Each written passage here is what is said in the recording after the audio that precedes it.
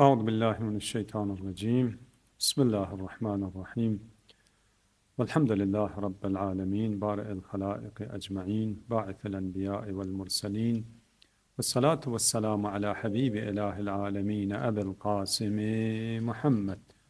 اللهم صل على محمد وآل محمد وعلى آله الطيبين الطاهرين المعصومين، ولعن الدائم على أعدائهم إلى قيام يوم الدين. رب اشرح لي صدري ويسر لي أمري واحلل عقدة من لساني يفقه قولي برحمتك یا ارحم الراحمین. در ادامه جلسات شبهای قبل و در ادامه خطبه رسول گرامی اسلام صلی الله علیه و آله و سلم در فضیلت ماه مبارک رمضان میرسیم به یک نقطه اجتماعی حساس که رسول الله داره بیان میکنه، هم بعد معنویش و هم بعد مادیش. رسول گرامی اسلام میفرماید که ایها الناس، به همه مردم خطاب میکند. جمعیتی که اونجا بوده اونا مخاطبان مخصوص رسول الله بودن و کسانی هم که نبودن اونا هم مخاطبان بودن و مخاطب هستن و ما هم تا این زمان مخاطبیم، یعنی پیغمبر ماها را مورد خطاب قرار داده و به هر کسی این خطبه میرسه بالاخره او مورد خطابه. میفرماید ایها الناس من فطر منکم صائما مؤمنا فی هذا الشهر کان له بذلك عند الله عتق رقبه و مغفره لما مضى من ذنوبه. این یک جمله بیشتر نیست اما جمله نسبتا طولانیه. حضرت میفرماید که مردم، هر کسی در این ماه مبارک رمضان یک صائم مؤمن، یک روزدار مؤمن رو افطاری بده. حالا افطاری دادن هم دو قسمه. یک وقتی از کسی را مؤمنین را چند نفر رو روزدارن، انسان سر سفرهش دعوت میکنه، بالاخره زحمت میکشه برای اینا افطاری آماده میکنه، اهم از خرید و مصرف و اهم از پخت و پز و امثال اینها. خب یک وقتی اینطوریه، چند نفر سر سفره انسان میشینه، بالاخره روزش رو افطار میکنه و اینم صدق میکنه من فطر صائما مؤمنا، کسی که روزدار رو افطاری داده. یک وقتی هست نه، بلکه انسان روزدار رو افطاری میده به طریق محترم تری. آقا مبلغی به او میده تا اینکه برایش افطاری آماده کنه، مواد غذایی به او میده تا اینکه خودش با آرامش تمام در کنار زن و بچه سر سفره خودش در خانه خودش افطار کنه. این طریق دوم به نظر ثوابش بیشتر. چرا؟ برای که هم به اون کسی که افطاری داده میشه آرامش خاطر داره و دیگه نه زحمتی بلند شدن از خانه و رفتن خانه کسی رو میکشه، نه وقت اضافی مصرف میکنه. و هم برای این کسی که افطاری میده راحت تره. چرا؟ این هم خودش زحمت نمیکشه و زن و بچهش هم به زحمت نمیاندازه. چون بعضی دعوت ها و افطاری دادن شاید درش گناهی هم باشه، چون بعضی آدم ها اینقدر زن و بچهش رو به زحمت میاندازه، مخصوصا هوا گرم باشه، تا افطاری آماده کنه. خب این مستحب، اونجا هم خوب، از اون طرف هم زحمت دادن به زن و بچه هم کار درست نیست. پس بهترین راهش اینه که یا انسان چند نفر را از جای دیگه خب بالاخره استخدام کنه، به اونا مبلغ چیزی بده که اونا همه زحمات رو اونا بکشن، که در این زمان هست همینطوری میرن مثلا از کدام رستورانی از جایی یا چند تا آشپزی چند نفره را دستور میده آقا برای اینقدر نفر شما غذا آماده کنید، ما این مبلغ به شما میدیم. این طوری باشه. یا اینکه نه، انسان مبالغ را یا مواد غذایی را به خود فقیر بده، اون در خانه خودش افطار کنه. علی کل حال به هر دو قسم افطاری صدق میکنه، اما این که انسان در این افطاری دادن کسی را مخصوصا زن و بچه‌ش رو به زحمت نیندازه خیلی معقوله و خیلی ثوابش بیشتره. پیغمبر میفرماید که هر کسی در این ماه روزدار مؤمن را افطاری بده ثوابش اونقدر زیاده کان له بذالک، و همین افطاری دادن عند الله عتق رقبه، که انه یک بنده را آزاد کرده.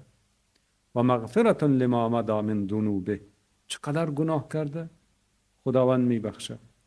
این مغفرت گناهان این یک ثواب، و ثواب عتق رقبه که ضرب المثل. اون زمان اگر فرضاً میگفتن که فلان کار خیلی ثواب داره، میگه ثواب عتق رقبه رو داره، بالاترین ثواب رو ثواب عتق رقبه بوده، آزاد کردن بنده. چون پیغمبر گرامی اسلام وقتی که آمد مردم مشغول خرید و فروش برده بودن، برده و غلام میخریدن میفروخته بودن، اما رسول الله باطل نکرد. چرا؟ برای که خیلی کسانی سرمایه گذاری کرده بود، اما تشویق کرد که آزاد کنید. خود پیغمبرم میخرید آزاد میکرد، صحابه میخریدن آزاد میکردن، امیرالمؤمنین علی علیه السلام خودش میخرید آزاد میکرد. همین میثم تماری که الان قبرش رو زیارت میکنیم، همین غلام بود، برده بود، امیرالمؤمنین خرید و آزاد کرد. آقا زین العابدین علیه السلام میگه 1000 تا کنیز و غلام خریده و آزاد کرده. میخریدن اما نمیفروختن، آزاد میکردن. ثواب آزاد کردن برده ضرب المثل بود. اینجا هم رسول الله میفرمود که اگر کسی در این ماه مبارک رمضان یک روزدار را افطاری بده، حالا چند تا باشه که خیلی خوب، اولین هدیه از طرف خدا اینه که کان له بذلک عتق رقبه، کان له عند الله بذلک عتق رقبه و مغفرت همه گناهان. این یک فقره از عبارت رسول الله هست. وقتی که پیغمبر این جمله رو فرمود، خب او کسایی که اونجا بودن همه به وجد آمدن که واقعا چه کار خوبی، چه فرصت خوبی، چه ثواب خوبی. بالاخره زحمت میکشیم و صائم را افطاری میدیم تا اینکه هم گناه ما رو خدا بخشیده باشه و هم ثواب یک عتق رقبه رو خدا به ما داده باشه. خیلی ها تصمیم گرفتن و الان هم هست، واقعا آدمای خوبی هست در دنیا پیدا میشه.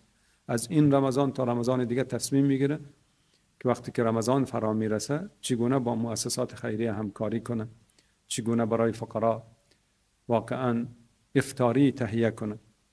الان هم هست کسانی که واقعا از این حرف رسول الله به وجد می آید.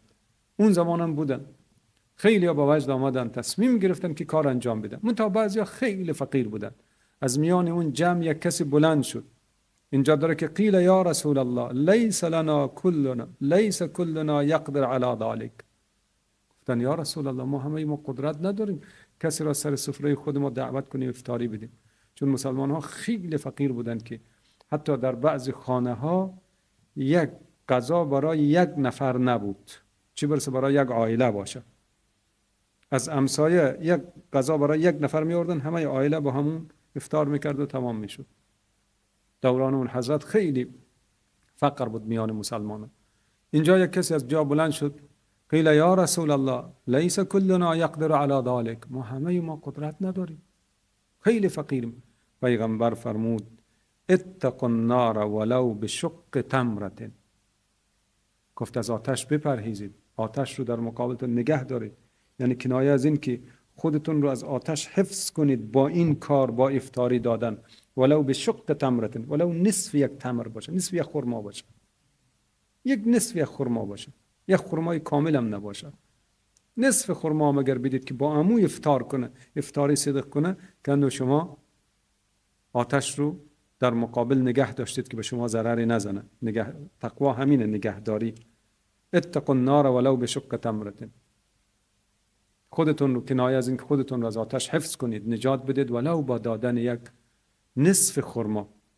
بعد می‌فرماید اتقوا النار ولو بشربة من ماء، از آتش دوری کنید، پرهیز کنید، ولو با دادن یک شربت، یک شرب، یک خوردن آب، یک گلاس آب به قول امروزی، یک آبی که یک تشنه بالاخره تشنگیش رفع شود، رفع تشنگی شود. و همین اندازه شما اگر واقعا بیشتر از این در توان ندارید، به همین اندازه یک نصف خرما، یک لیوان آب دست یک روزدار اگر بدید، واقعا شما خود را از آتش نجات داده اید به فرموده رسول الله. این در اون شرایط بود، در اون زمان که برای بعضی همین اندازه میسر بودن که یک روزدار را گیر بیاره، یک نصف خرمای یا یک دانه خرمای سالمی بالاخره با یک لیوان آب دستش بده و تمام و افطار کنه. و همین اندازه هم که به نیت پاک باشه و به توان و جود و کرمش باشه، همین اندازه که بیشتر از این نباشه، گند خود را از آتش نجات داده. اما در این زمان که خوب مردم نسبت به اون زمان وضعشون، وضع مادیشون خیلی بالا است. یعنی فکر نکنم کسی پیدا شود که این اندازه هم توان مالی نداشته باشه، مخصوصا در شهرها و اینا این توان مالی رو داره که واقعا 1 نفر 2 نفر تا 10 نفر رو سر سفره دعوت کنه و افطاری بده.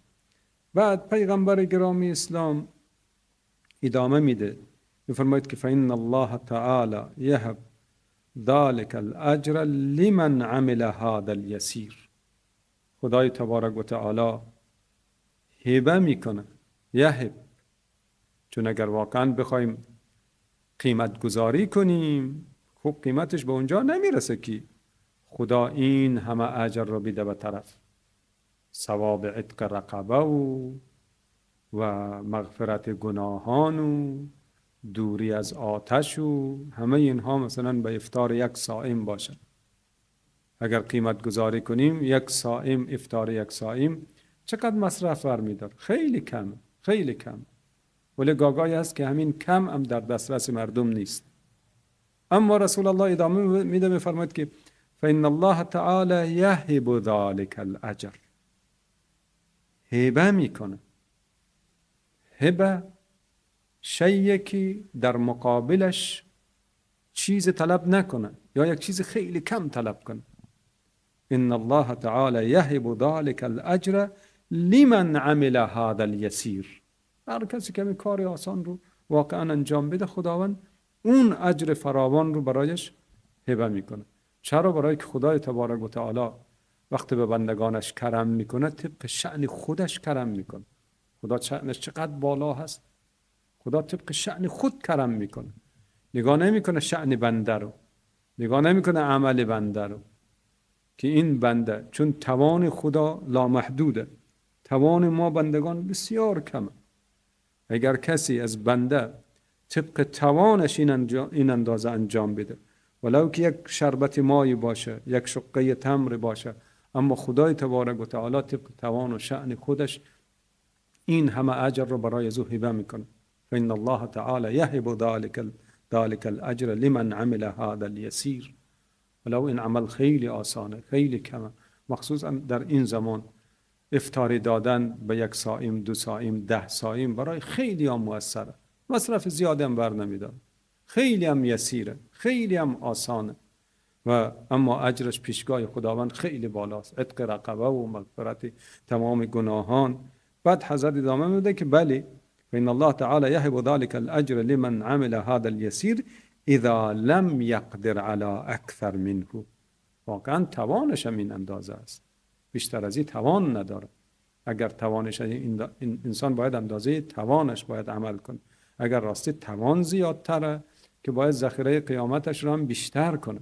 اما اگر توانش کمه خداوند او رو محروم نکرده از این اجر و ثوابی که درباره افطار صائم هست. توان زیاد انسان چرا برای آخرتش ذخیره نکنه؟ اما اگر توان کم باشه بازم خدای تبارک و تعالی از لطف و کرمش برای او این اجر فراوان رو هدیه میکنه. از خداوند بخوایم انشاءالله که خداوند به همه ما توفیق بده تا دستورات رسول الله رو بتوانیم ولو 1 ذره از این دستورات رو در زندگی عملی کنیم، اون وقت حتما سعادتمندیم.